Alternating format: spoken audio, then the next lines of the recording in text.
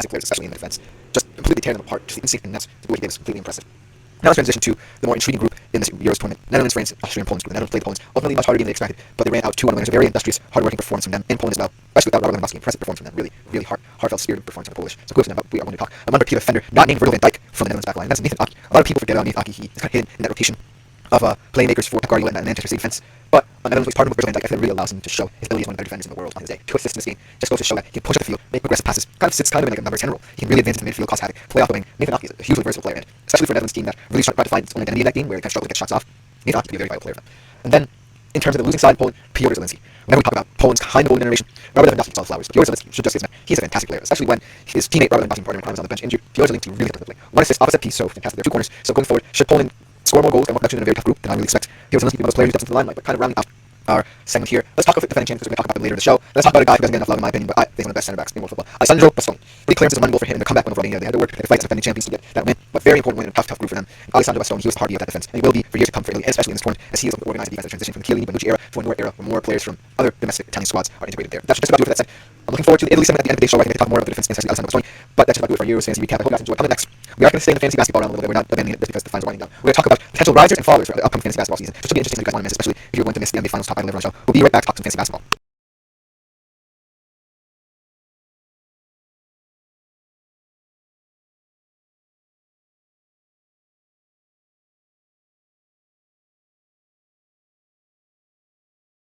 Hello everyone, welcome back to the GSMC Fantasy Sports Podcast, brought to you as always by the GSMC Sports Center. We are in the home stretch of today's show, and this next segment is definitely going to be an interesting one because we are sticking in the fantasy basketball realm as season winds down, and we're looking ahead a little bit early, still looking ahead to the upcoming fantasy basketball season. So questions arise. We're going to be some players that potentially rise up the rankings in terms of fantasy, and also some players who might fall, whether it be age, injury, what have you. It's going to be a very interesting weather. We'll pull up graphics here, and let's get right into this show. There we go. Now, there's been so many different stars that have been sending us the young, old. Let's talk with risers first because there's players who are going to be role players on teams that are young and upcoming but already have a solid core they want to stick with, or players who are playing for worse teams but are in spotlight due to their sort output. I think these core group of players tell the story of how leagues. So you have guys who can come to be certain role players, and then you have guys who are potentially be the next stars for these teams. So without further ado, let's get right into it. Sorry, not influence. He's just a very well-known player in my opinion. Certainly not necessarily in the rotation of Grizzlies players who are stars like John Morant. If he's in court and gets his head in the game again. Just being fantastic point and Jared Jackson. I think Vince Williams fits him so well because he's such a well-rounded player, 3-point scoring, rebounding, steals, boxer, incredible player who's not necessarily seen as a high-level fantasy player, but fantastic ability for next season. Potential top 100 fantasy protection. So look for Vince Williams and the Pittsburgh squad that always wants to compete in a very crowded Western Conference just to get its core players in the court. Look for Vince Williams in the non-core minutes to really set up and level of protection, whether only for a couple of minutes. Look for him as a nice little option here. Coming in second, Jonathan Kuminga. Now, for all these dominant Warriors ones, players who didn't get as much love as possible were the centers in this Warriors lines and over the years, whether it be guys like Julia, Esli, what have you. Jonathan Kuminga definitely gets flowers because he is 7 swings. 16.3 points in his minutes, 4.9 rebounds, 2.1 assists, 0.5 blocks, 0.7 steals, 53% shooting from floor. So I think Jonathan Kuminga could be a nice little backup center. Obviously, the Warriors might not go through all the time. They still have Sakari and Klay Thompson, but they are at their age, and I do think that the Warriors, especially in open conference driven by big men, I think that Jonathan Kuminga can come to the spotlight a little bit. I don't necessarily think he's going to be one of the top centers in the league, but he can certainly be a guy who can step into a back role, especially in fantasy and deliver for you. And so look for him in your leagues to really be a right spot in your bench. So Jonathan Kuminga, get to know the game and to know him.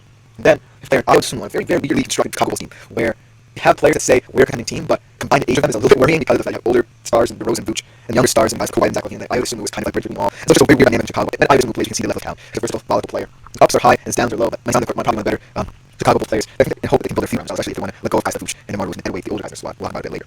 But all season he's had fantastic 17 points per game, 3.3 rebounds, 4.9 assists per game. Obviously, in a guard-heavy team, I would assume definitely should get more attention than he does. Chicago Bulls are definitely a very weird team. They don't necessarily have an offensive end. I would assume we can contribute that.